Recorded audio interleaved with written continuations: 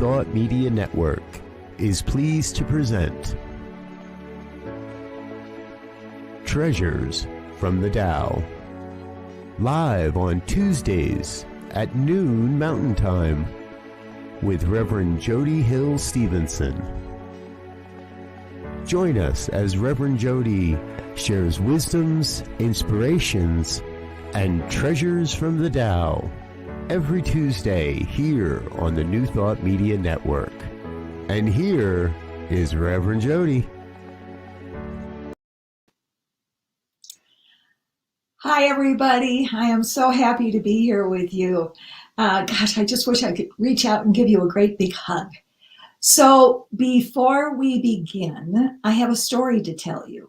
And so, Robert, I'm going to ask you to close out that little ribbon. Thank you. Talk about trusting the Tao. So for 11 years, I had a beautiful cocker, black cocker named Dewey. And I loved Dewey. Dewey was my life. And he became Tom's life. And we loved him very much. We had to put him down in December. And of course, he took my heart with him. I kind of slogged through Christmas and slogged through my birthday and slogged, but you know, time goes on and the heart heals. So I want to share with you that last week I heard about a group of dogs, 5 dogs that were living in a car in Boulder, Colorado, with their person, but the dogs were starving. So she had to give them up. So I heard from the foster mother that she had a very cute, wonderful dog. And this came through my board president at the Center for Spiritual Living, Boulder Valley. And they said, can you just take this dog for one night? And I knew then I was doomed. I mean, I went to TJ Maxx, I bought 2 beds and, you know, some dishes and toys. And I'm going, I haven't even met the dog yet. Well, the next day I went and I met Lucy. And now Lucy is part of our Tao family. And this is the new Lucy that we love so much. Say hi, Lucy. I know I woke you up. We're so happy. And I have to tell you that my aching heart is now overflowing with love. That's how the Tao works. I wasn't planning on this at all. I'm going away for a month in the summer, and I was going to wait, but the Tao says no. The divine says, we'll do it my way, not your way. The great Abraham Lincoln once said, if there's anything that links the human with the divine, it is the courage to stand by principles when everybody else rejects it. 2,500 years ago, China was in the midst of major change and upheaval. Does that sound familiar? It was during this time that 2 philosophies developed that are still influencing the world today. The first one, Confucianism, and the second, of course, is Taoism. Lao Tzu, the author of the Tao Te Ching, was older than Confucius. Lao Tzu taught that by watching the natural cycles of life, he believed a walk in the woods, a moment of focus on a butterfly landing on a flower, the rustling of leaves, one could be reminded of the natural flow of life, the natural flow of nature, the natural flow of cycles, and receive the wisdom that she needs and thus creates harmony in individuals as a community. Lao Tzu writes in verse 65, the ancient leaders, now this was 2,500 years ago when he wrote this, so he's talking about the ancient leaders before his time, who followed the Tao did not give people elaborate strategies, but held to simple practice. It is hard to lead when we try to be too clever. Too much cleverness undermines group harmony. Those who lead without such strategies bring blessings to all. To know those principles is to follow the Tao. Confucius, on the other hand, witnessing the chaotic nature of the upheaval, constructed a philosophy based on respect for authority and family. And as I've studied these two philosophies, I think about our own country. I think it's hard to get Americans to lose their own wisdom, if you will, and follow someone, especially if they absolutely don't agree. It's very interesting. Confucius said that you have to follow based on authority and family. He taught that peace can only be experienced through moral duty, and manners. And of course, the Chinese feudal lords loved this. They loved this approach of duty and obedience as it gave them more control. Lao Tzu's primary focus was on the value of the character. So the Tao Te Ching, and I could do I am going to do a whole class at some point, but Te, so Tao means the way or the path, and Te, Tao Te Ching, is often defined as virtue, and Ching is book. So it's the book of wisdom, actually. It's the book of wisdom.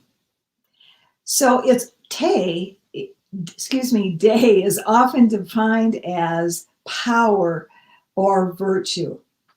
In her book, The Tao of Personal Leadership, and we're all leaders. We all have ourselves to lead. Diane Drewer writes, I love this. I love what she writes. The 81 verses of the Tao Te Ching emphasize strength of character. The Chinese symbol Day, the second word in the book's title, has been variously translated as virtue, goodness, power, and morality. But it is actually made up of 3 different symbols: to go, straight, and the heart.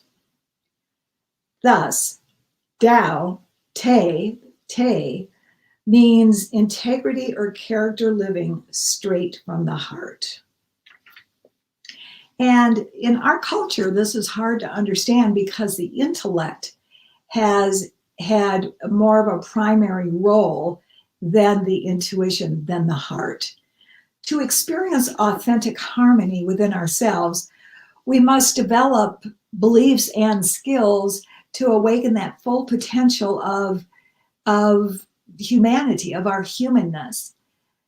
As we journey into the 21st century, at this turning point in the history of humanity, the focus must be on developing resourceful relationships, not so much ways of living, but actually relationships.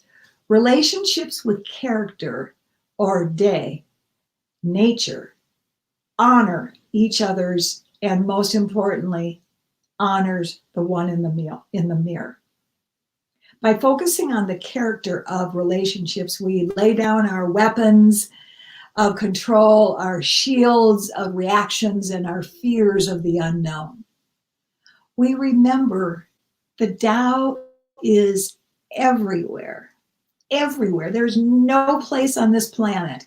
Actually, there's no place in the universe where you will be where the Tao is not. And the Tao is the energy through which all of creation, in the land of 10,000 things, which is what Lao Tzu called planet Earth, it's the place where all the wisdom and the knowledge and the power to solve any problem and fulfill any dream and create a life of harmony comes from. And we want to do it through our heart, not our head. You got to do it through our heart. Science is now proving that the heart has more vibrational power than the head. Not to deny the head. I'm not denying the head, but we have been denying the heart for a long time. Modern life is demanding us to change from reacting to responding with creative wisdom, to transforming our Confucius need for security and rules to understanding that wisdom principles of the ever-changing aspect of nature. It is the nature of nature to keep changing. So we have nothing to fear when we know that the Tao is everywhere present, and when we listen to our hearts, all falls into place. Modern living is asking us to listen to our heart first and our intellect second. How many times over the years as a counselor where I've said to someone who's really struggling, especially when they're trying to figure out their soul purpose, what is it that brings you joy? From your heart, what is it that brings you joy? The dragon in Chinese culture symbolizes supernatural powers, wisdom, strength, and hidden knowledge. So Confucius was younger than Lao Tzu by a bit. And there's a wonderful story. I love this story because it just shows what we're talking about. So after Lao Tzu retired to the desert, Confucius decided that he wanted to talk to him. So he summoned Lao Tzu to come and talk to him. And Lao Tzu sent the message back, if you want to talk to me, you come to me. I'm not going to go back into the city or the king's palace. You come to me. So, little bit of humility from Confucius. He said, okay, I will. So he went into the desert. He found the great sage, and they spent some time together. I understand, like for a full afternoon. So after he had taken his leave from Lao Tzu, Confucius said to his disciples, and I quote, "Birds fly, fishes swim, animals run. These things I know. Whatsoever runs can be trapped. Whatsoever swims can be caught in a net. Whatsoever flies can be brought down by an arrow. But a dragon riding the clouds of the heavens, that is quite beyond my comprehension. I have met the dragon today." Wouldn't it be fun to have a latte at Starbucks with Lao Tzu and some of the other guys and gals along the way? I think about that all the time, but as y'all know, I'm kind of weird that way. I love to hang out with the ancient sages and mystics. So I'd like to ask you some questions about your own life. Number one, where in your life are you holding on, trying to control?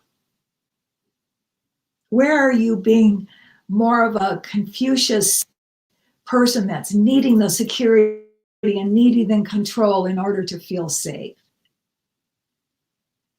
Number two, what area in your life feels complicated and really, really needs to be simplified? Since I have become a Taoist, my whole work with the church and with my wedding day joys and with this and everything is about how can I do it simply? Because I know how to make it complicated. Oh my God. So I really worked on that, and it has brought great harmony in my own life. I'm not talking theory on this one.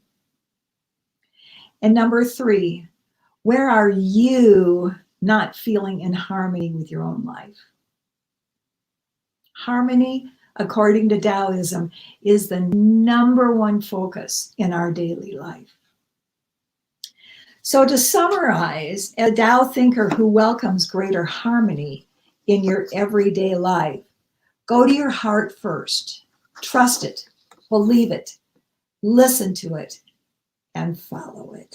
Have a great week. Be sure and wear your mask. We're coming through, but we're not through yet. Stay healthy and know how much I love you. And Lucy and I send you a lot of love. Thanks for being here.